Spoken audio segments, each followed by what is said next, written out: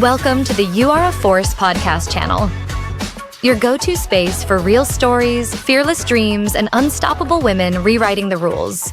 And the force behind this podcast. Here is your host, Benoli Botadara. Hi everyone, welcome to You Are a Force, where we celebrate women who write their own script, their own stories, redefine success, and turn every chapter into a masterpiece. I have someone very special today, and I cannot wait to dive into the world of hers. I'm your host, Benoli Botadra, and I have someone today who has actually exchanged silver screens for silver fixtures and making a pivot from a spotlight to actually spectacular design. She is a pioneer and entrepreneur, founder of Exclusively Yours. She brought Cheryl Wagner into India, which is one of the most luxurious home decor and bathroom fixture brands. She is admired by royalty, design connoisseurs, and leading families across the globe for her work. And with a background spans into film, fashion, and fine living, she seamlessly blends heritage with contemporary art. So it's my honor to have someone very special today, amazing Akanksha Malhotra. Akanksha, thank you so much for being on Your Force. Thank you, Benoli. Thank you for having me here. It's a pleasure. It's been so amazing. I have been admiring your work since from afar, from a very long time. And so many times when I see these pieces, I'm like, wow, they're gorgeous. And today, actually, I get to, speak to you. And that's quite a surreal moment. I was just thinking that, oh, which one did I like the most? Maybe I can ask for some discount and get it for myself. Sure, whatever you want.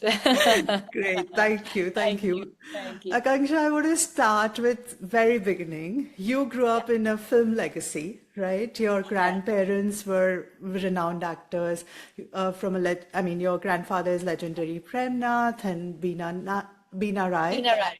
Yes. And even your father is into production house. He Correct. owns Yeah, he's an actor. So you're right. I actually do come from a film family. It's quite an iconic film family. I'm blessed to be a part of that lineage. My grandfather was the actor Prem Nath, my grandmother Beena Rai.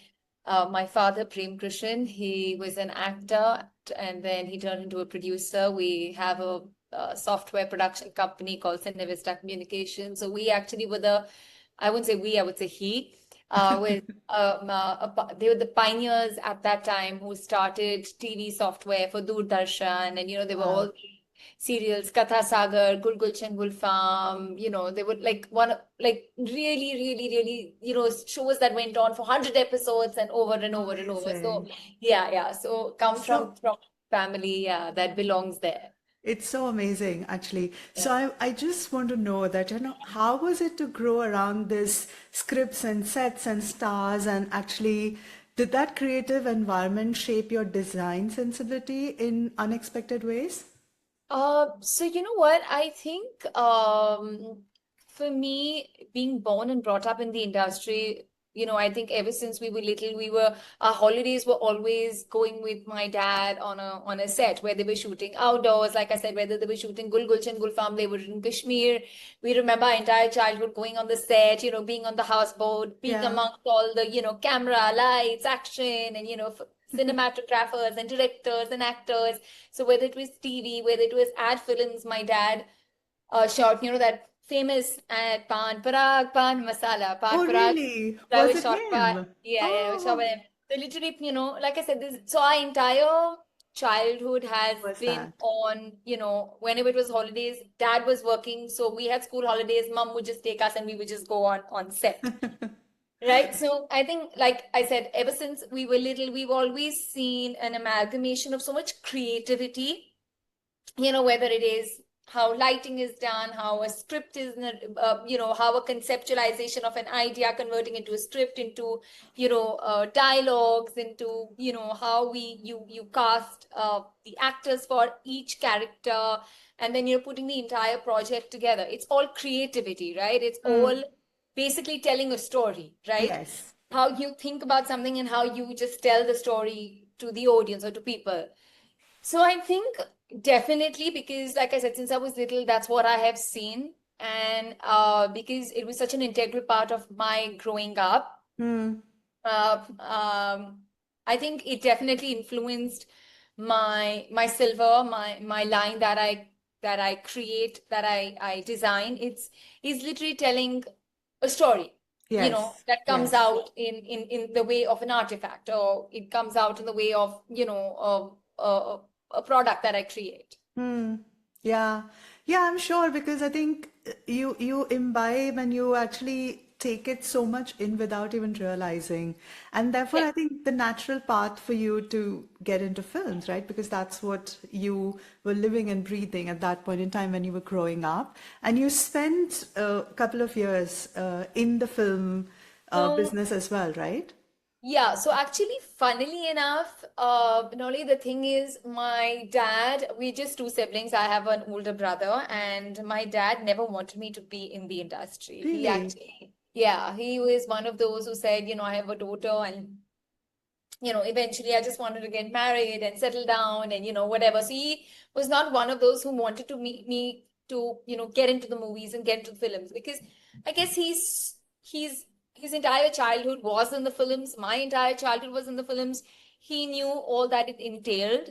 Sure. Uh, at some point, the industry could have been a little, today the Harsh. industry changed a lot. Yeah. Everything is a lot more professional. It's a lot more, it's cleaned up a lot. But there was a time where the industry wasn't all that it is now, Yes, right? absolutely. So I think as him, he was very protective. He was, Sure. like I Like said, any other being born father. and brought up in a film family, being on probably every film set or shoot with my parents, uh, we were yet very protective. My brother, me, we were not, those kids who were like exposed to that much. We were yet kept very, very protected. Mm, So for me, when I actually got into acting, it was because when I, started going out, and when I grew up, I was obviously dressing up, and I was going on with my dad for whether it was film premieres, whether it was, mm. shoots, whatever, and people would notice and they would be like, oh my God, your daughter is, she's lovely. Pretty. Can we, Yeah, yeah, can we, yeah. launch her? And he was like, no, no, no, no.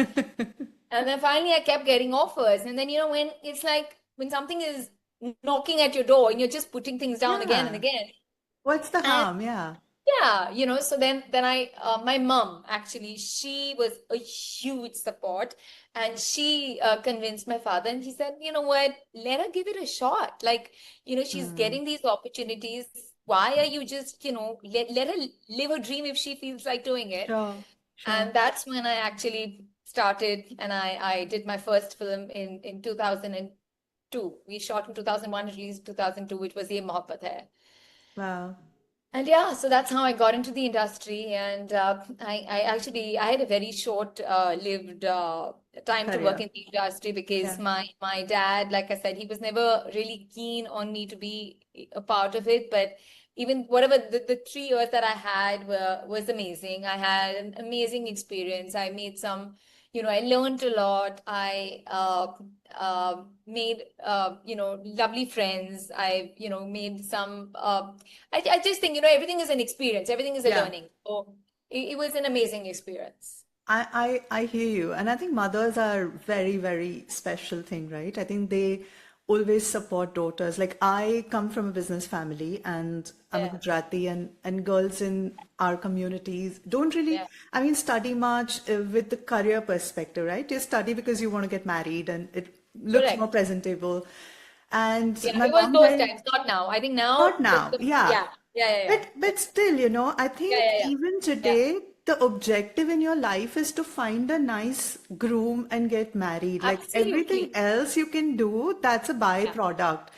yeah. And my mom very early on told me that I know you and I know your dad really well. So don't join his business. He's into chemicals. So you do you, whatever you want to do, Yeah, but do yeah. not join. And I ended up picking up a completely different finance and That's that career. amazing. Yeah, he didn't even. I got I-20.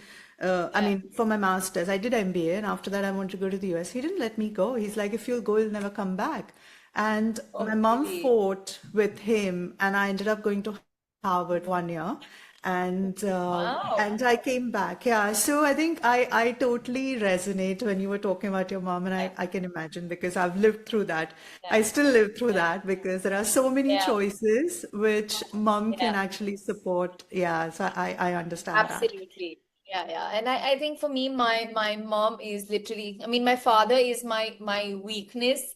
My mom is my strength. Strength. So I think, Oh my God, yeah, I yeah, say the yeah, same yeah, thing yeah, that, yeah, my yeah. mother is my strength. Yeah, like Yes. she's my best friend. She's like, the only one who I can even scream at, I can yell at, I can, if I've had a bad day, I can just with her and just say anything to her, but I know, she will understand. I think It's like a therapy session, right? I it is, mean, it really yeah. is. It's free therapy. True. Yeah, yeah, So, yeah, Akanksha, from there, you moved into completely different spectrum of business, right? From yeah. completely visual medium, films and everything, to a complete craftsmanship or something very, very different. So, what was that pivotal moment where you really thought that this is not the films are not something I want to do, apart from your dad pushing you not to be into it. But was there like a particular moment where you thought that, you know what, this is it, and I'm gonna do something completely different in design? So, the truth is actually, like I said, my last film was 2004, Mm. Garh, which was, with Salman and Shilpa and whatever. And I got married. So 2004 July, the film released. 2004 December, I got married. Okay, Right? Yeah. So the film released on the premiere of my film is when I got introduced to my husband. Uh, really? we literally had a 13-day courtship period, and literally in 13 days, the man proposed to me. And I was like, what? I'm not ready. And he's like, so we have like a 7, 8 year age gap, and he lived in New York. And he was like, I've been I've been around. I've met a lot of girls, but I know this is it, and I know Oh, that you are the person. And I was like, but listen, I have signed 3, 4 films, which I had because Gulf released, and I had 4, 5 films that I had already signed on. yeah. And my dad was like, you know what? He's a nice guy. Things don't, I've always wanted you to just settle down. So again, like I said, he's my weak spot, and he just gave me all those stories, and I was like, okay. So basically, I got married in 2004 December, and I moved to New York. So when I Okay, moved to, yeah, because my husband lived there. He sure, was he was an sure. investment banker, so he lived there. And when I moved there, I actually started doing a gemology course because I've always been one, like I said, I think I'm one of those who just can't sit. Like I have ants in my pants.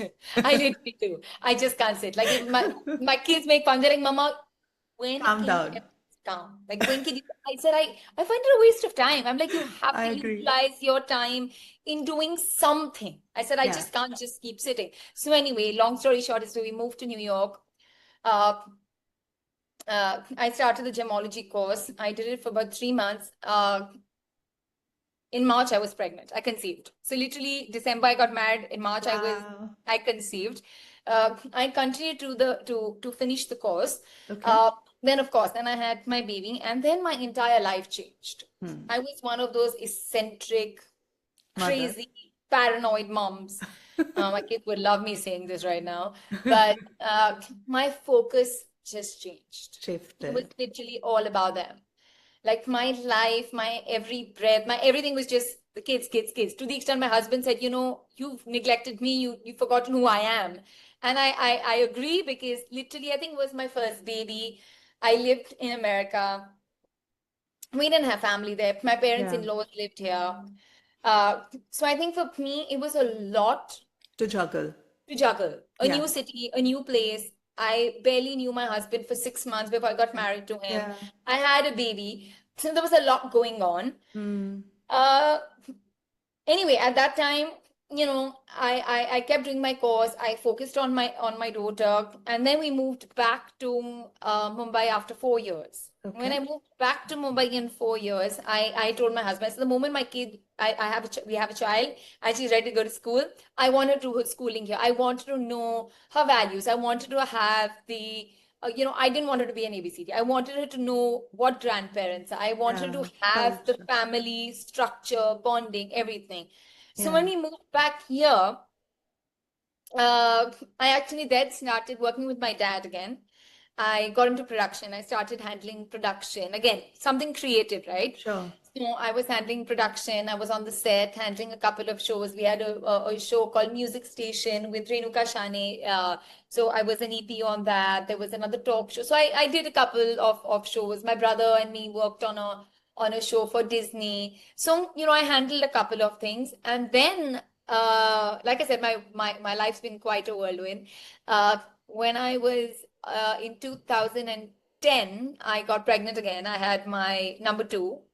And then literally 2 years after that, my husband said, listen, we need to move to Delhi because he was in the banking sector. My father-in-law had a real estate business. And my husband said, listen, we need to move to Delhi because, dad can't do up and down. So I need to go and, consolidate the business and take over the business. And I was like, no, this is not happening to me. I said, from New York to Mumbai to Delhi, I said, oh my God, I'm ready to kill myself. But the thing is, my little one was only 3 years old. My older one was, 7.5, 8 years old. Yeah. Yeah, 7. And, it was just like, my idea was that obviously we want the family to be together, right? Because my husband was traveling literally 5 days a week. He was here only on the weekends. So that's when we moved to Delhi in 2014. Okay. And I was like, okay, I've done production. In the medium when we moved back from New York, I also did get Shirl Wagner, which is the international, it's a luxury bathroom fittings, fixtures brand. I got the all India distribution down to India. So in between the production and all, I was also doing a little bit of it, but that was easy because I wasn't really designing, but it was luxury. It was something that, I kind of connected with. My Sure. husband was into real estate, so it just fitted well into Yeah. the space of that. And we have it today, and like by God's grace, it's doing extremely well. It's a great business. So, but that didn't satisfy my creativity because I wasn't creating, but I was doing a business. Yeah. So then in 2014, when I moved to Delhi, I was like, okay, now what? What am I going to do? Because I can't leave my kids and keep running back to Mumbai, Sure. right? Because they were yet little. And that's when it was my moment where I realized, I said, okay, how do I transform and, use my creativity into doing something here? And that's my moment where I was like, okay, this is it. Let me try and create a gifting line. Also, the reason this idea came to me is because when I go to someone's house or I go somewhere, I'm just one of those who likes to take something. I don't like to go empty-handed. Sure. Sure. And I just realized when I was looking for stuff, today if you take a bouquet of flowers, it's not less than 4,000-5,000 rupees. No. You take a cake, it's again 3,000 is a minimum if you want like a nice, decent cake. Yeah. Or a bottle of wine. Or a bottle of wine Yes. or, whatever. Yeah. It's not cheap. No, sure. So I said, why not create something which is memorable for a person's home? Even it's a small thing like a candle, or it's a tea light, or it's like a photo frame, or whatever. And even if the person is not using, that person can pass it on. But at least it's some value of the 3,000 rupees that I'm spending, right? And which will be there and they will cherish, rather than just flowers which will just disappear 5 days later, right? Exactly. And cakes which no one eats now, Yeah. with being all conscious. True. So that's how I started this line. And I literally started, I designed about 60 to 80 pieces. Okay. We had an exhibition. Sorry. Yeah. Okay. 60 Yeah. to 80 pieces. Okay. Yeah. Like a small line. I said, let me just see how it goes, what happens. Yeah. So, like I did 2-3 different collections. I did a collection in pure Silmong where I did some idols, some Ganeshjis, Tirupati Balajis, Matas, all of that. And I did a little collection on, artifacts like platters, trays, all home things, nut bowls, all of that. And then I had another collection with stone, semi-precious stone. Okay. With rose quartz, malachite, jade, amethyst. So I did another collection. So I had 3 verticals to the collection. And we had an exhibition for 2 days at the Oberoi. And I was extremely surprised and pleased that everyone who came appreciated the stuff. They liked the stuff. And I did pretty well. And I was like, okay, now that this is done really well, let's see what happens. And literally after 2 days of the exhibition, I started getting calls from people saying, listen, can you make this for us? Can you do this? And can you? And that's literally out of an exhibition, the brand just grew. So it was just meant to be. And it was actually great because that was the way I could use my creativity and, combine telling a story from the films to, telling my story through to creating products. Yeah, I love that. I love that. And while you were saying, your eyes just lit up when you were talking about this whole creating those particular products, which and your exhibition. And I mean, it must be truly very special. And that actually, craved the path for you where you are today.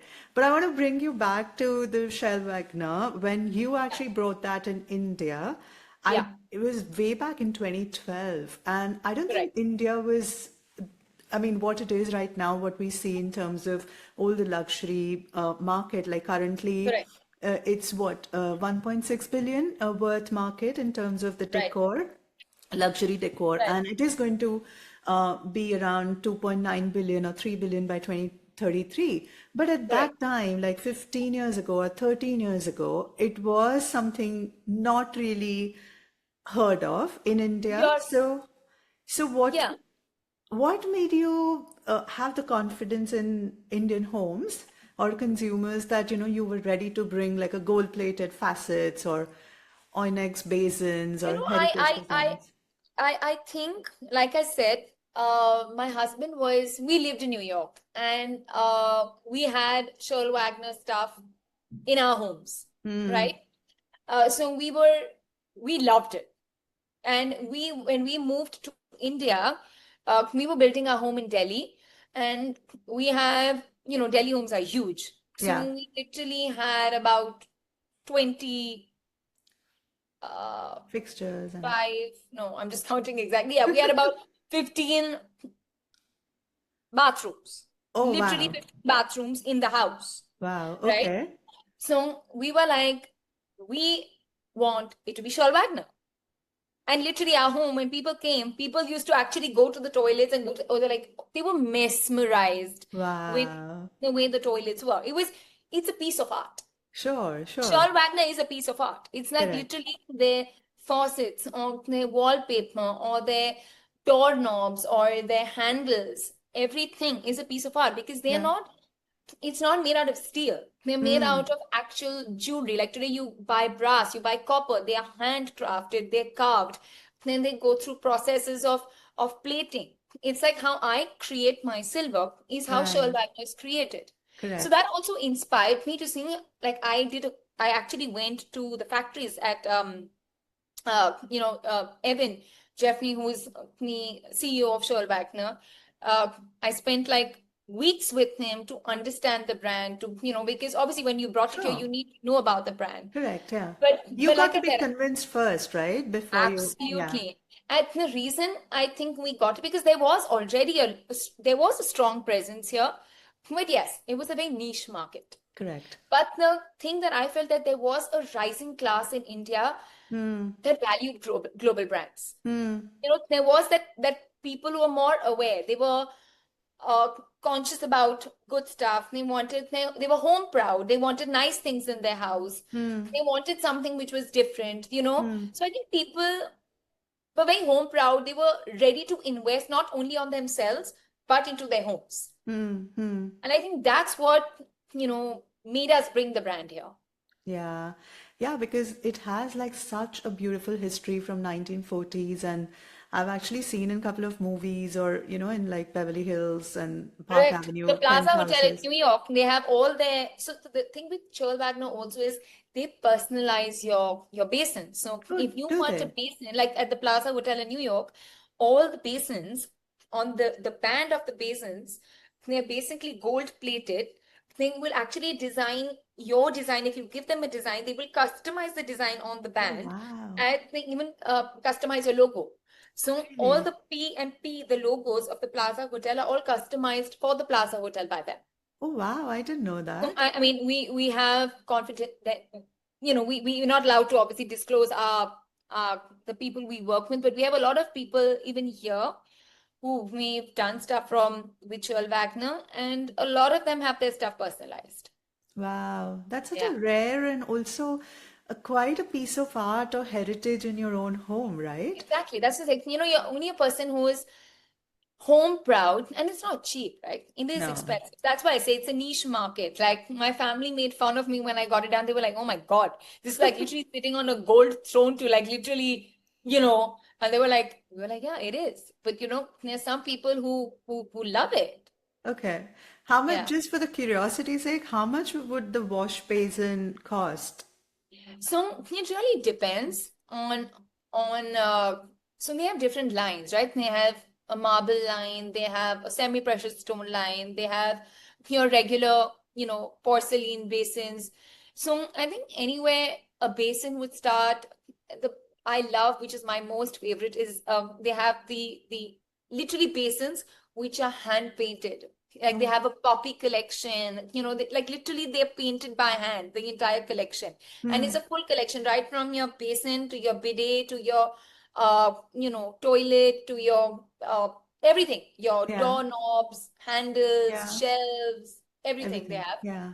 So like I said, it really depends. I mean, anyway, starting between just a basin, I would say like about 3.5, 4 lakhs. Okay. And then yeah, and then going Yeah. upward and forward, yeah, to whatever, a person wants to add on to the collection. Invest. Yeah. I Yeah, mean, it's yeah, up to you and your budget, right? Yeah, correct. absolutely. Yeah, yeah. So from there, I want to pivot to something which is exclusively yours, technically as Yes, well, yes, which you started, which we talked about, from the exhibition to the how the brand emerged. So what is that yes. one detail you absolutely refuse to compromise when you create your own brand? Because all these pieces again are gorgeous. It's like a piece of jewelry.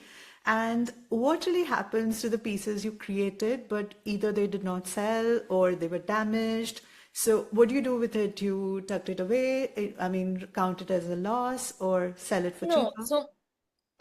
so usually what happens is um, if we create a product, and it happens because Yeah, it's always trial and error, right? sure. It's like today I want to create, uh, you know, Frame.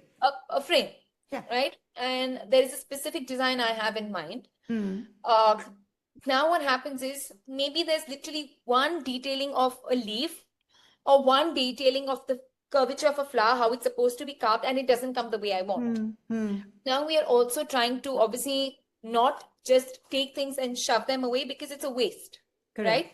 So Correct. we recycle them as much as we can. Now, if an entire product is made, we usually don't do the entire product. We always samples. I go step by step because it's a waste of not only money, it's a waste of time and energy Yeah. for the artisans who are Correct. putting so much of hard work into creating this.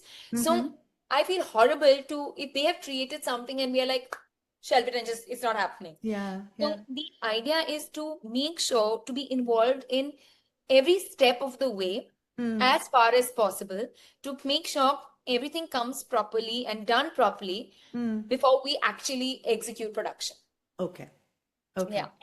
And and you work a lot of bespoke collections as well, right? With your clients, or sometimes, you create a specific line, keeping somebody in mind.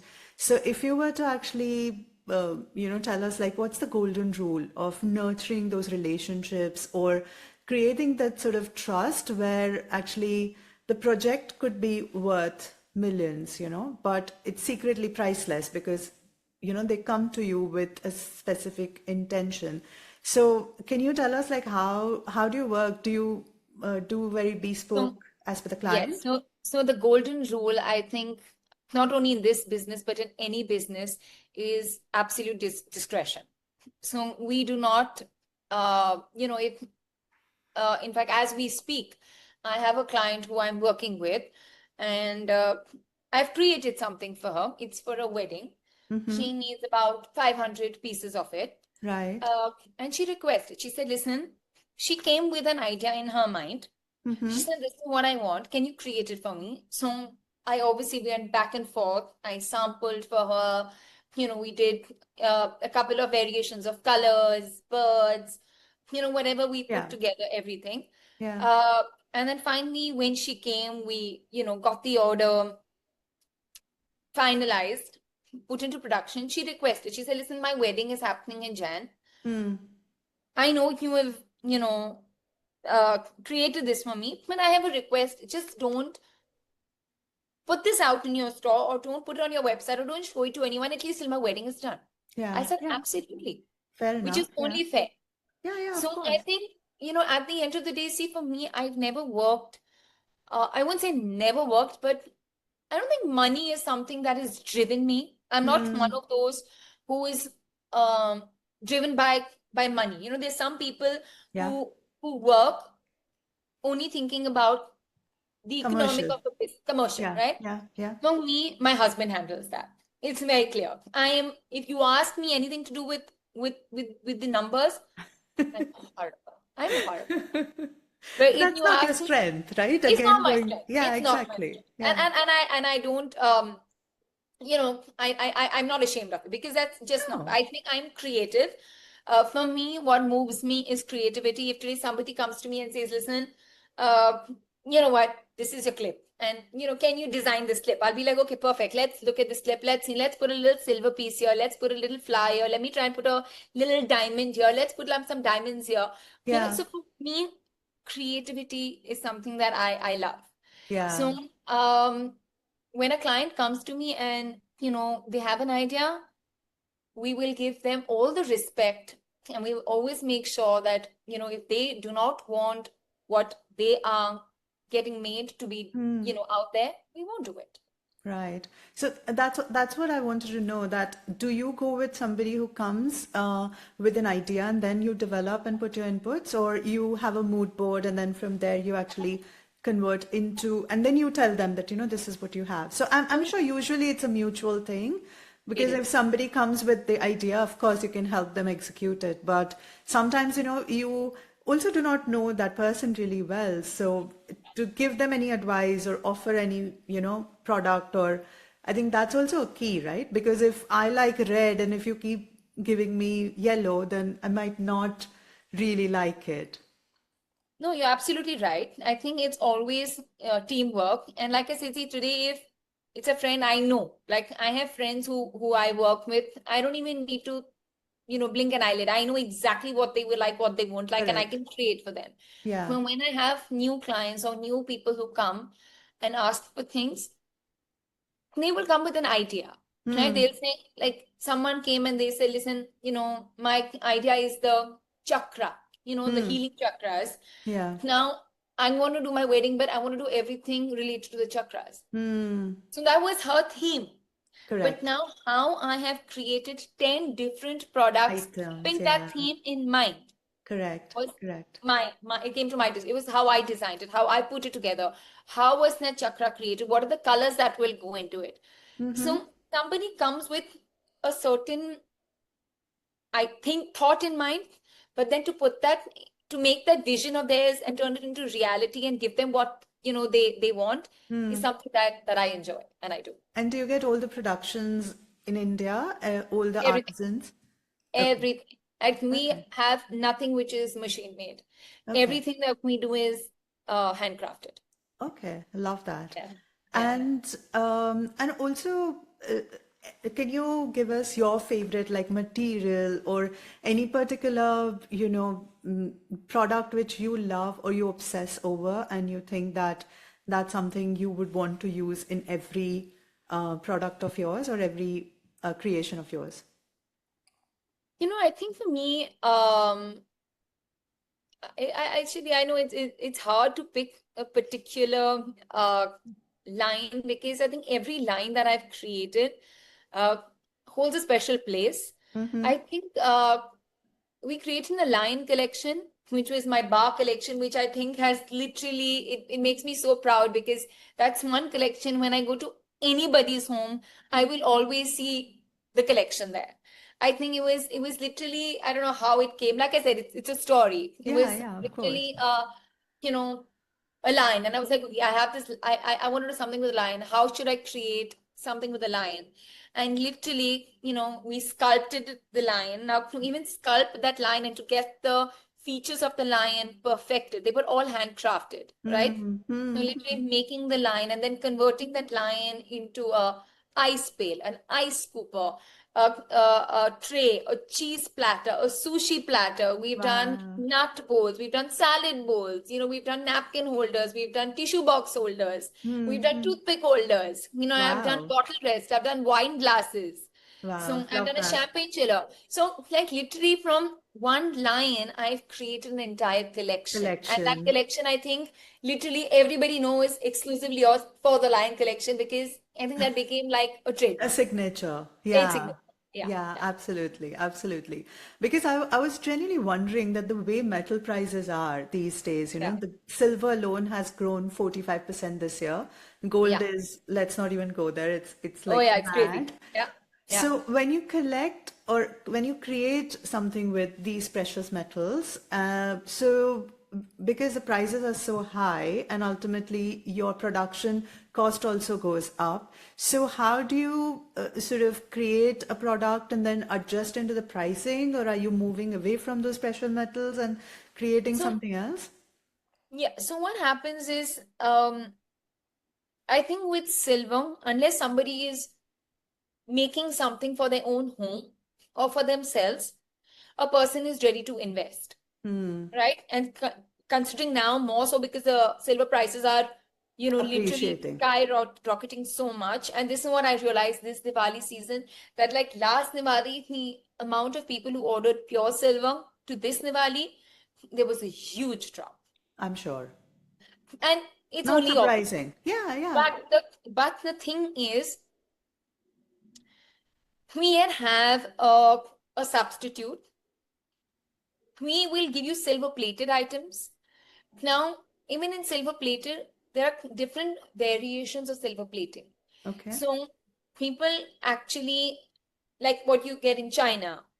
They say it's silver plated. A lot of people have silver plated photo frames or whatever that you get in China, and you'll get it off the market, even at like 2,000 rupees or 3,000 rupees. Because what they do is they basically use a base metal of iron or Okay. steel, Okay. and that they, it's like a tank, and they literally take like a spray paint and they Of silver. spray painting it, right? Ah. That is one version of silver plating. Versus what we do is we use a solid base which is brass or copper, Hmm. right? After we take the sheets of the copper or brass, we mold them according to the shape, whether it's a bowl, it's a tray, it's a Sure. platter. Okay. Then by hand, by my artisans, we get everything carved according to the design that I create, Okay. right? And then we have tanks of silver, literally silver, and every product is dipped into a tank Oh, 7 to 8 to 10 times. So that's called microning. So we at least micron them at least 8 to 10 times so that it's properly coated with silver, and then we lacquer it. So today, if hmm. you see an exclusively yours product versus a product that you're getting in the market, Yeah. you will tell the quality not only with the weight but with the finish, with the heaviness, and the entire look of the product. So Wow. that's how we now work for people, which we've done this Diwali. So a lot of people have moved to silver plated because it yet gives you the same grandiousness and the luster of Sure. it being silver. It's Sure. just silver plated. That's it. Yeah, yeah. No, it's amazing. And you're right. Like, sometimes we get allured with those 50% of the prices which we see and like, oh my God, I've got the deal. But then no one is actually incurring losses and selling it to you. So Exactly. I totally, and I did not know that. So in fashion, that's what they do, right? Like they create everything in India, Turkey, Bangladesh, all these French Right. houses or Italian houses. Right. They bring Right. it back and they put like two stitches here and there, and that becomes made in France or made in Italy. Exactly. And Yeah. so I think it's quite similar that, you just spray with silver and then you coal like silver plated. Silver plated, exactly. Yeah, yeah. Yeah, fair, fair. But I'm sure that that particular product segment is also catering to a particular market of people. Audience, yeah, like I said, I think But for me, they're greenwashing it, or they're brainwashing the clients actually by selling. I mean, it really depends. I think there is an audience and there is a market for and a clientele for every kind of Each. item, right? Yeah. So today, I mean, I have clients who come to me and I have people who come and copy my stuff. Like, we did this entire bird collection, which is made in jade. Now, my parrots are made in jade. I Okay. have friends who come to me and say, "Oh my God, the same diya that you've made, and you're selling it for 6,000 rupees. Yeah. Someone is selling it for 2,000 rupees." Really. I'm like, "Oh, really?" I said, "Please go ahead and buy it from there." Because when I went and I saw that, I wanted to see what it is. Yeah. Literally, if you take the metal and you bend the metal like that, the metal will break. Now, if you take Wow. my metal and you drop it on the floor, It there will not won't. be a dent. So it's more of a longevity and long lasting. Exactly. So it really depends. But a person may say, "Listen, but I don't want to spend that kind of money. For me, my budget is 2,000 rupees. I don't want to Sure. spend more than that. And it works for me. It rocks my boat." Fair enough. Yeah, fair enough. Yeah. So it To really each is to depends its on, own. yeah, Yeah, absolutely. yeah, absolutely. And speaking of silver and couple of other precious metals which you use, so can you give us like three top practical, ways to actually maintain those pieces in home? Because, beyond just polishing and regularly just cleaning. I think the right thing is never to use anything which is abrasive, nothing, no abrasive, even fabric, like just like a regular muslin cloth or a soft cloth to just wipe things. Or, if it's something which is like a utility item, like a nut bowl, like literally, just rinse it with water and then make sure after you rinse it with water, like wipe it dry right away. Don't let the water sit in it and let it dry. Okay. Wipe it dry, dry right away, because obviously that's how you'll maintain it even better, and it's easier to it'll last you longer. Okay. So Yeah. even with the rusting and, getting it dark, is there any other products to So be I think used? with rusting and all, also it depends, I think, on, the climate that you live in. Mm-hmm. But I think, having said that, I also, like I said, it depends on the quality, of the product that you're getting. I mean, today, if you're getting something which is going to be spray painted, it's going to last you, no matter what you do, it will only last you that much time. But if you're getting something where the quality is a little better, like I said, if you're going to spend 2,000 rupees, if that product lasts you for 2 months, you're good. Or if it lasts you for 6 months Sure. or a year, you're super lucky. I mean, if you're going to Right. spend 6,000 rupees on a product, it's going to last you at least 6 years. I'm not going to say it's Sure. going to last you a lifetime, but it'll last Yeah, you five, fair. 6 years. You know? Fair enough. Okay. Yeah. Yeah. And Akansha, every entrepreneur's journey, and especially if you're in luxury, it looks very glamorous from outside, but everyone has their own, setbacks in terms of, work or any personal life or anything. So can you share like one of those things which happened to you and you were like, oh my God, why this is happening? Or something which actually nearly broke you, but you eventually came out of it and you felt that it was a blessing in disguise and good it happened to me and what was a learning? In my business, you mean? Business, personal life, whatever. I think for me, I'm just thinking, I think I can give you an instance of both. I think in my personal life, I think my daughters, my children, actually, they're the ones who made me realize what happened is my older daughter moved. She's in a sophomore. She's in UPenn in Philadelphia. And like I said, my life literally, I like any Revolves other around them. mothers would be is my children, right? So my life literally revolves around them. If they are free, I am free. If they are busy, then I will be busy.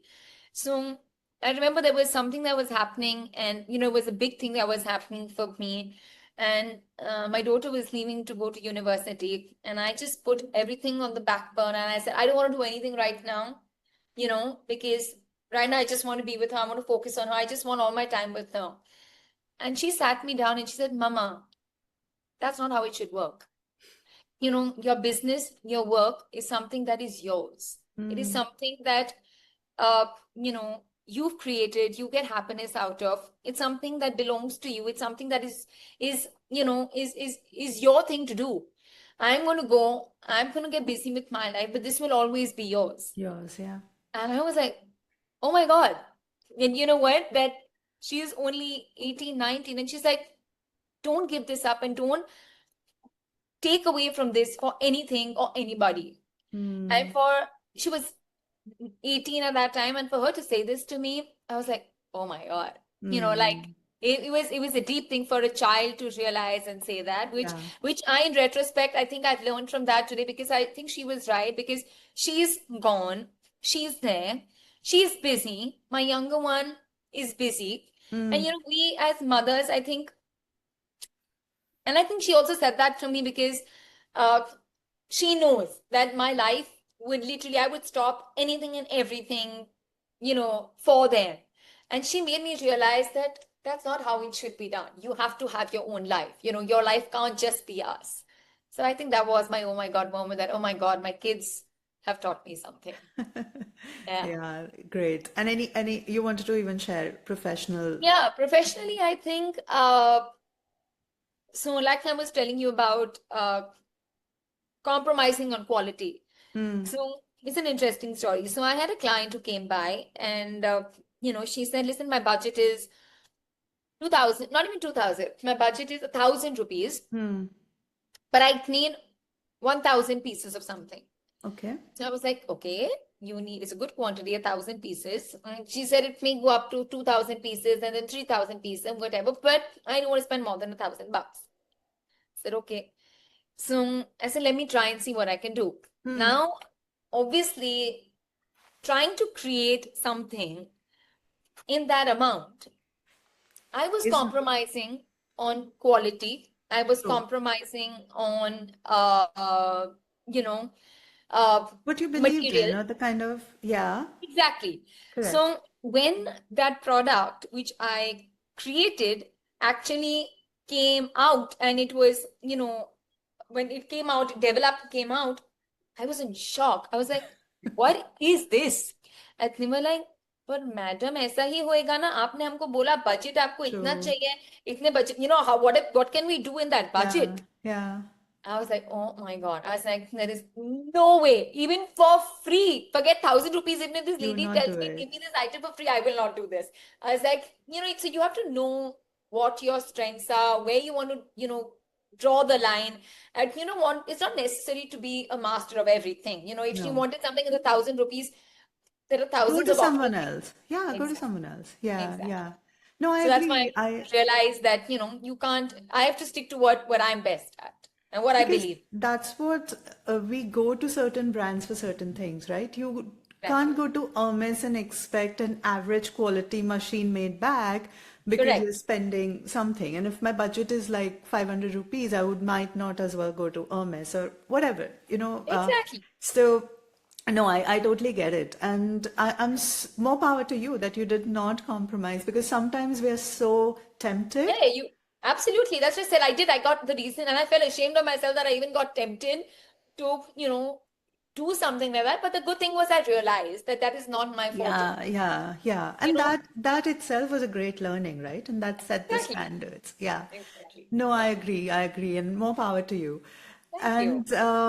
And also, like, you work, you travel, you design at the highest level, from Milan Design Week to India Design ID, right? So Yeah. what trends or innovations or any global movement are you seeing currently happening in this world? And which ones are you secretly keeping an eye on, or maybe you want to get inspired and create? So for me, my inspiration is be Indian, wear Indian, make in India. It's like Modi ji says, Atma Nirbhar Bharat. So for me, that is what I want to do. I think India has so much culture. It has artisans are unbelievable. The stuff Yeah. that they make, they create, and I think that's the trend. I want to support our artisans, and I want India to be, I mean, with Modi ji, the amount of stuff that he's doing for our country and for Yeah, all of us is unbelievable. And I think forget the world, forget global. I think India is on top of the game right now, and it's only, soaring and going to go I even, agree. yeah. So for me, my trend is literally create everything in India, make everything in India, and let them come and buy from us now. Yeah, yeah. No, I agree. In fact, recently I had Monica from Jade. So I've just published her podcast, but Oh, she was in lovely. London and I studied at London Business School and therefore I moved to London and I live here now.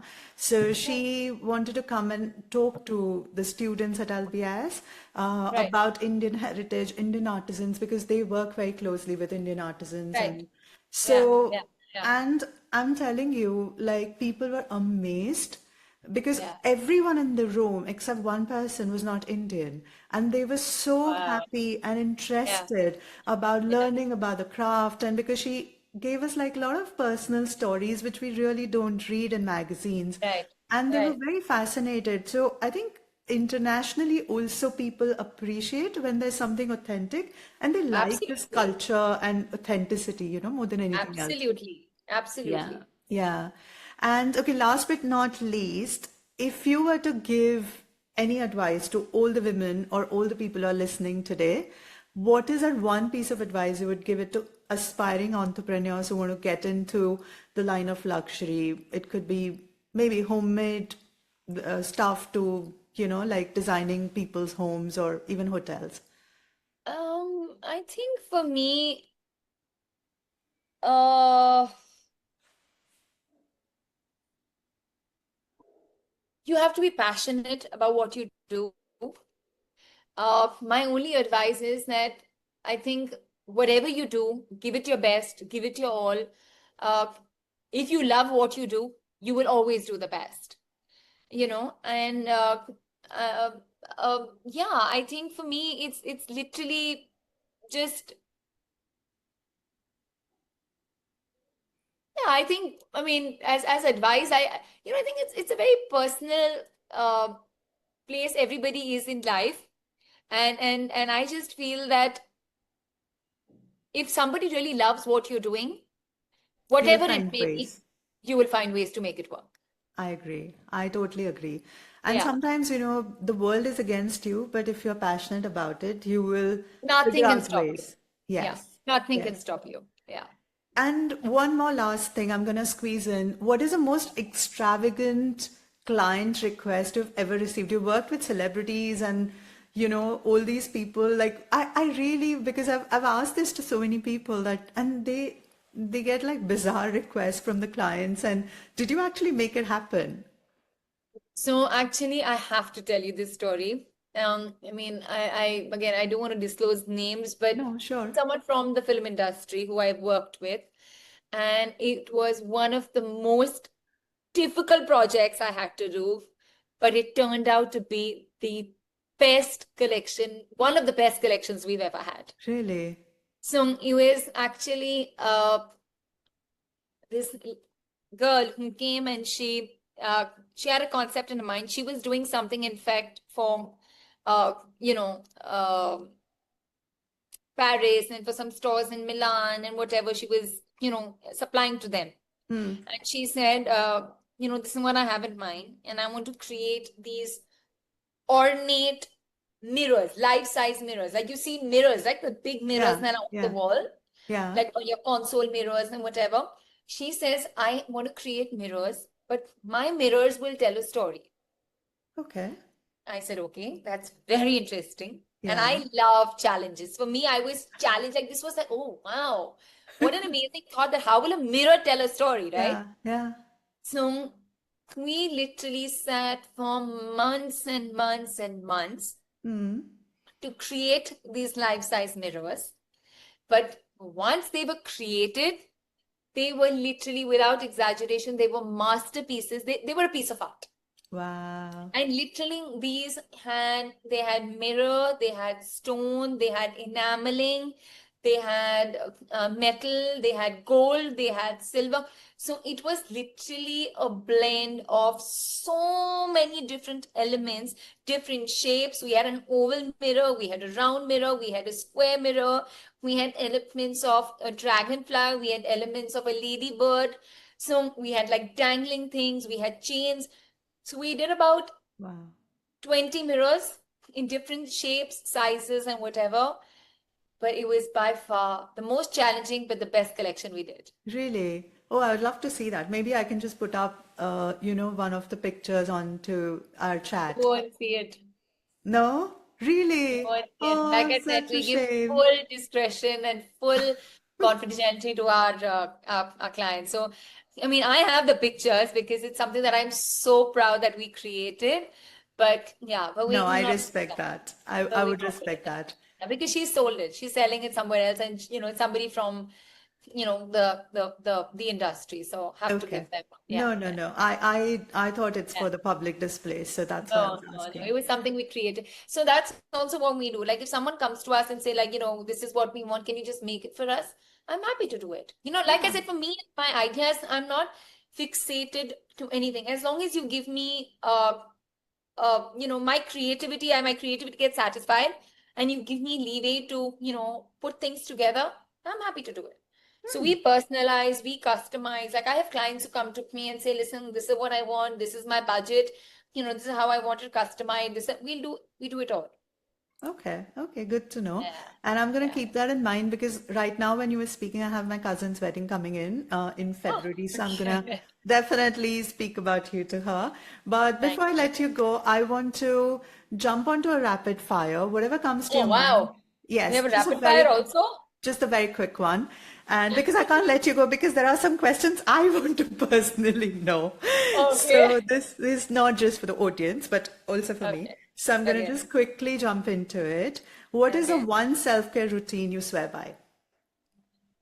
Self-care routine is my meditation. Really? Morning? Morning. Yeah. Okay. My husband and my kids hate it because whether it's a Saturday or a Sunday, I'm up and that's my half an hour of my time of the day where it's my time where it's literally I switch off from everything and it's my time. Okay. And your Yeah. skin looks amazing. So I definitely want to know if you have any products you swear by or anything apart from the meditation. It's actually, I was just going to come to that. It's literally just the meditation and yoga. I used to be a very, very anxious and a very stressed person, and it would tell on my health.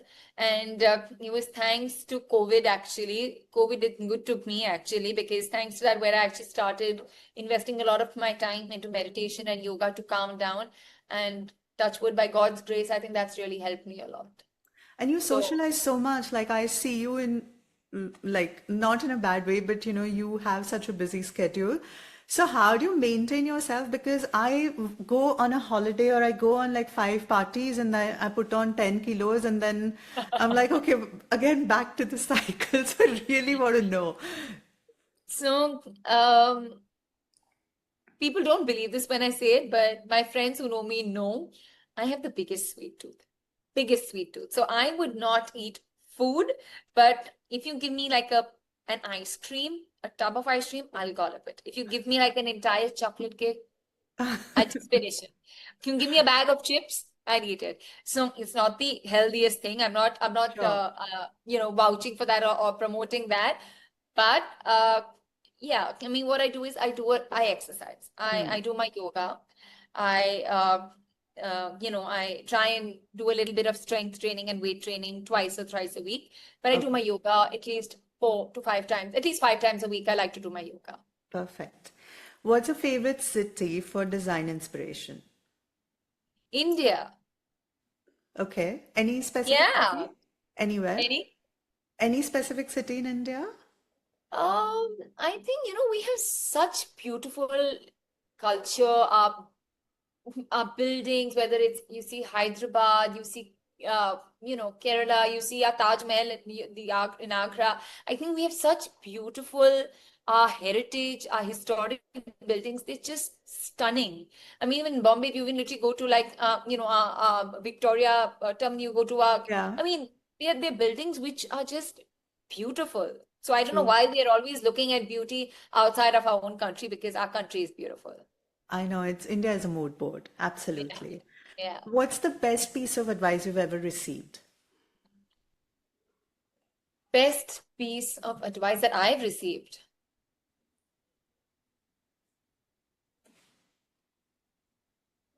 I think is what my dad says. He says in Hindi, it's a saying, "Neki kar darya mein fek," which means do good, be good, see good, and don't expect anything from anyone. Just accept. And I think I try quite hard to, and I think I've achieved quite a bit, but I think that's the best advice my dad could ever say, that never expect. Do, but do without expecting. Love that. Yeah. What's that one museum or a public home or a palace you would recommend to must see? So again, a public home, palace. I mean, I think our temples in India. I mean, Tirupati Balaji temple, if you've ever been to, I don't know. I think, I like I said, have. like I said, I just feel India, our temples, the culture, yeah, even the smaller temples are just so pretty. The artisans, the way they've handcrafted and handmade the entire thing. I think Agra, Taj Mahal, I mean, they're stunning pieces of art. Oh my God, I did not think you're gonna say temples, but now when you're saying, I agree. And I'm a Jain, so the Jain temples, all these it's just stunning and gorgeous. No, I Exactly. I totally agree Yeah. with that. If you Yeah. meet 16 years old Akanksha today, what would you tell her? Hmm. 16-year-old Akansha. Uh, Trust your intuition. Your path may not be straight, but you will get there. Wow, love that. And what is that one uh like one word of success you would define as, and what success means to you? I think success for me is my family being happy, my family being together, um, all being healthy. I think if you're healthy, you're happy, your family is united and together, you're successful. If you were to design or redesign one Bollywood icon's place, whose house would you love to make or decor?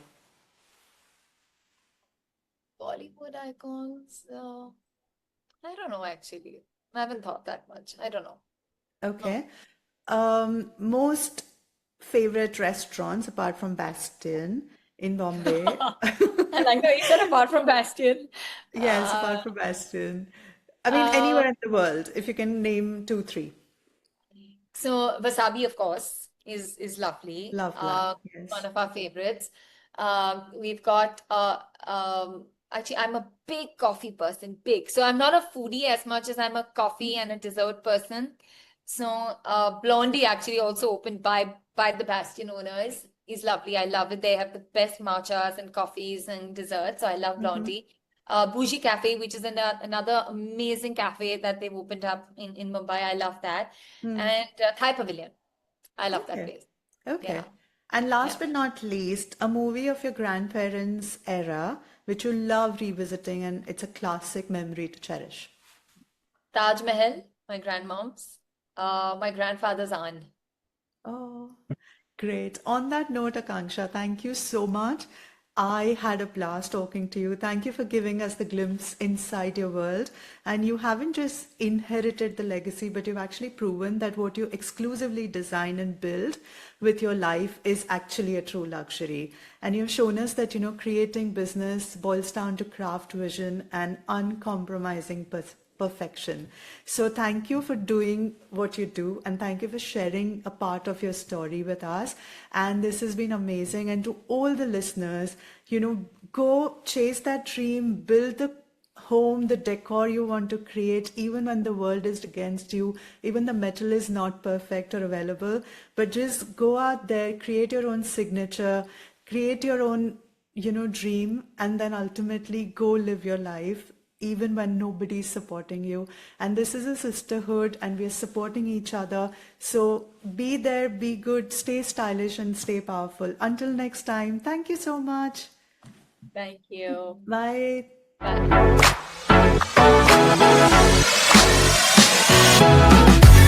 Thank you for listening to You Are a Force.